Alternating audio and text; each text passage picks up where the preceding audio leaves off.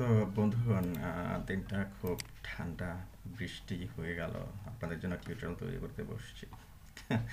গরমে একটু অস্বস্তি লাগে, কারণ ফ্যান বন্ধ করে টিউটোরিয়াল করতে হয়। তো যাই হোক, এই সিরিজটা আস্তে আস্তে আমি শেষ করব, এবং এরপরে জাভাস্ক্রিপ্টের আরও যে লাইব্রেরি আছে, লাইব্রেরিগুলো দেখাবো। তারপরে সিএমএসগুলো দেখাবো, ওয়ার্ডপ্রেস, ড্রপাল, জোমলা বা যেগুলো দেখায় আপনাদেরকে, কারণ ফ্রেমওয়ার্কগুলো অলরেডি আপনাদেরকে দেখিয়ে নিয়ে আসছি, পিএইচপি এবং পিএইচপি বেস ফ্রেমওয়ার্ক। ওকে, তো এগুলো পাওয়ার জন্য আপনি trainingwithlifeproject.com-এ যাবেন, www.trainingwithlifeproject.com এই ওয়েবসাইটে ভিজিট করবেন। ওকে, ফাইন। তো আজকে আমি আপনাদেরকে দুটো মেথড সম্পর্কে বলবো। একটা হলো অ্যাকচুয়ালি ইন্ডেক্স অফ, আর একটা হলো লাস্ট ইন্ডেক্স অফ। তো বেসিক্যালি এটা হলো স্ট্রিং প্রোটোটাইপের মেথড, এবং একটা স্ট্রিং এর মধ্যে আপনি যদি কোনো ক্যারেক্টার বা ওয়ার্ডের পজিশন জানতে চান, তখন আপনি এগুলো ব্যবহার করবেন। তো এগুলো নিয়ে কীভাবে কাজ করবেন এবং কখন কিভাবে ব্যবহার করবেন, এই বিষয়গুলো আমরা দেখি।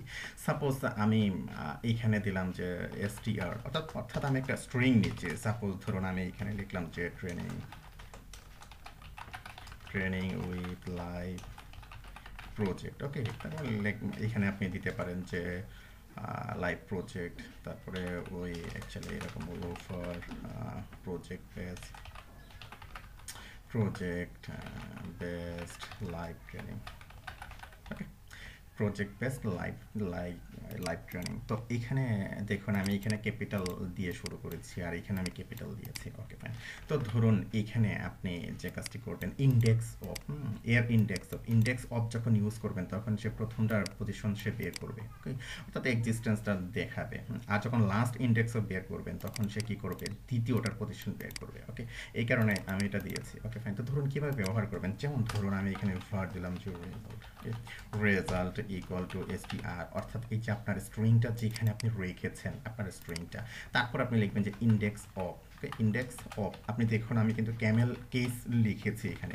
তো অ্যাকচুয়ালি কার ইন্ডেক্সটা বের করতে চাচ্ছেন, সাপোজ ধরুন আপনি এখানে প্রজেক্টের ইন্ডেক্সটা বের করতে চাচ্ছেন। ওকে, তারপরে যে কাজটি করবো, আমরা ডকুমেন্টটা রাইট করতে পারি অথবা কনসোল লক করতে পারি। আমি ডকুমেন্টটা রাইট করে দেখাচ্ছি। ওকে, ডকুমেন্ট রাইট করলাম কি, রেজাল্টকে। ওকে, তো এখানে ধরুন আমি যদি এখন এটাকে রিফ্রেশ দিই, আপনি দেখবেন যে এটা কি দেখাচ্ছে, 19 দেখাচ্ছে। কারণ কি, কারণ হলো সে কিন্তু 0 থেকে স্টার্ট করছে। আপনার এই যে প্রজেক্ট এখান থেকে স্টার্ট করছে। তো এটা কি করলাম আমি এখানে, দেখুন আমরা কি বের করেছি, ইন্ডেক্সটা বের করেছি। ওকে, আমার এই যে ওয়ার্ডটা আমি দিলাম, এর ইন্ডেক্সটা বের করেছি। তো আরেকটা বিষয় আপনি মনে রাখবেন, এটা কিন্তু অ্যাকচুয়ালি কেস সেন্সিটিভ। ওকে, অর্থাৎ আপনি ইন্ডেক্স অফ যে করেছেন, আমি যদি এখন এখানে স্মল লেটার দিই, তখন কিন্তু সে এখানে পাবে না, তখন সে -1 রিটার্ন করবে, অর্থাৎ সেখানে পায়নি। ওকে, -1 রিটার্ন করবে। ওকে, তো অবশ্যই এটা কেস সেন্সিটিভ, এই জিনিসটা মনে রাখবেন। ওকে, এইগুলো, তারপরে যে এগুলো যখন লিখবেন, এগুলো কিন্তু ক্যাপিটাল দিয়ে লিখবেন না, কারণ ফাংশন যেভাবে লিখবেন, মেথড যেভাবে লেখা দরকার আপনাকে ওইভাবে লিখতে হবে, স্মল লেটার অর্থাৎ ক্যামেল কেস দিয়ে কিন্তু এখানে লেখা। ওকে, ফাইন। তো এখানে আমরা কি করেছি, সেই ইন্ডেক্সটা বের করেছে। আবার যখন লাস্ট ইন্ডেক্সটা বের করতে যাবেন, তো এই যে লাস্ট ইন্ডেক্স যেটা আছে, এটা যখন বের করতে যাবেন, তখন আপনি এখানে লিখবেন যে লাস্ট, আর এখানে আইটা হবে ক্যাপিটাল। তো এখন যদি আমি এটাকে রিফ্রেশ করি, তখন এটা লাস্ট ইন্ডেক্সটা দেখাবে 37। আশা করি বুঝতে পেরেছেন যে দুটো নিয়ে কীভাবে কাজ করবেন। ওকে, ফাইন।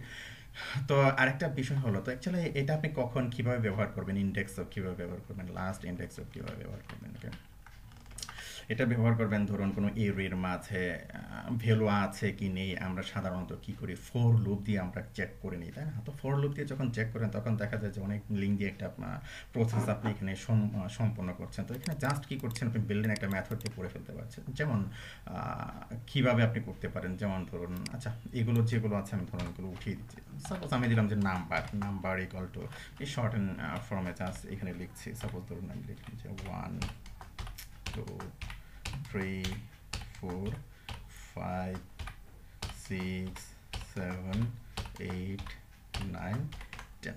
জাস্ট আমি কি করলাম, কিছু নাম্বার দিলাম। তো ধরুন এখান থেকে আপনি চেক করবেন সেইখানে আছে কি নেই। ওকে, তো এটা চেক করার জন্য খুব সহজেই আপনি এটা করতে পারেন। যেমন ধরুন আপনি কিভাবে এটা করবেন, যেমন আমি এখানে একটা ভেরিয়েবল নিলাম যে is present. Okay, is present equal to কি হবে, number of, suppose number dot index of, তাই না? ইন্ডেক্স অ্যাকচুয়ালি কোনটাকে আপনি বের করতে চাচ্ছেন। তো এখানে ধরুন আপনি এখানে যে 5 আছে কিনা, হ্যাঁ, তাকে আপনি কি করতে চাচ্ছেন, এখানে চেক করতে চাচ্ছেন। তো কিভাবে আপনি এটাকে চেক করবেন, যেমন আপনি এখানে একটা ইফ এলস একটা কন্ডিশন দিতে পারেন। ওকে, ইফ এলস এরকম কন্ডিশন দিয়ে আপনি চেক করে নিতে পারেন এখানে। তো সাপোজ ধরুন এখানে আমরা ডকুমেন্ট রাইট করেছিলাম, তাই না? তো এখানে ধরুন আপনি ডকুমেন্ট রাইট করবেন এরকম, আপনি এখানে ইফ সাপোজ ধরুন আপনি এই যে ইজ প্রেজেন্ট আপনি দিয়েছেন, is present is greater than suppose -1, যেহেতু এটা মাইনাস যখন থাকবে না তখন -1 রিটার্ন করবে। তো -1 থেকে যখন অ্যাকচুয়ালি যখন থাকবে তখন অ্যাকচুয়ালি +1 সে রিটার্ন করবে। ওকে, তো -1 থেকে যখন বড় হবে, যখন প্রেজেন্ট হবে, তখন সে আপনি ধরুন এখানে মেসেজ দিল যে is it is exist. Okay, just এরকম দিয়ে দিলেন। ওকে, তারপরে ধরুন এইখানে দিলেন যে it is not exist. Okay, no it is not exist. আর এখানে আপনি ইচ্ছে করলে আপনার মতো করে একটা এক্সক্লামেশন সাইন আপনি দিয়ে নিতে পারেন।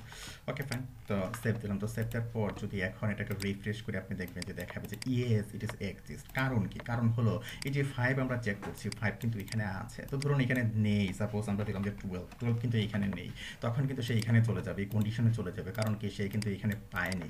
তো এখানে ধরুন আমরা কি করছি, এখানে যে নাম্বার দিয়ে চেক করছি, তাই না? তো আপনি এখানে স্ট্রিং নিতে পারেন, স্ট্রিং দিয়ে চেক করতে পারেন। সাপোজ আমি str দিলাম, সাপোজ আপনি এখানে যে কাজটি করতে পারেন, কয়েকটি তৈরি করে নিই এখানে, দুটাই বা তিনটাই থাক। সাপোজ এখানে আমি দিলাম যে কালার দিলাম, সাপোজ আমি দিলাম যে রেড, তারপরে ধরুন আমি দিলাম যে গ্রিন। ওকে, তারপরে আমি এখানে দিলাম যে ব্লু।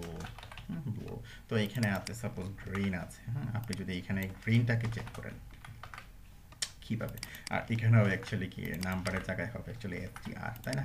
str এর ইন্ডেক্স আপনি চেক করছেন, অ্যাকচুয়ালি এর ইন্ডেক্স চেক করছেন। তো এখানে আপনি গ্রিন দিয়েছেন, তো গ্রিন যদি থাকে কি দেখাবে যে ইয়েস ইট ইজ এক্সিস্ট। ওকে, তো আমি যদি এখন এটাকে রিফ্রেশ করে আপনি দেখবেন যে এখানে দেখাবে এক্সিস্ট। কারণ কি? এখানে কিন্তু ইন্ডেক্স এসে আছে। অথবা ধরুন যেটা নিয়ে সাপোজ আমি এখানে দিতে পারি যে এগুলো এগুলো দিলাম। তো এগুলো কিন্তু এখানে নেই, যার কারণে সে এখানে চলে যাবে। তো আমি যদি এটাকে রিফ্রেশ করে আপনি দেখবেন যে নো ইটস নট এক্সিস্ট। তো আশা করি বুঝতে পেরেছেন যে কিভাবে কাজ করবেন এই মেথডগুলো নিয়ে। ওকে ফাইন, ধন্যবাদ।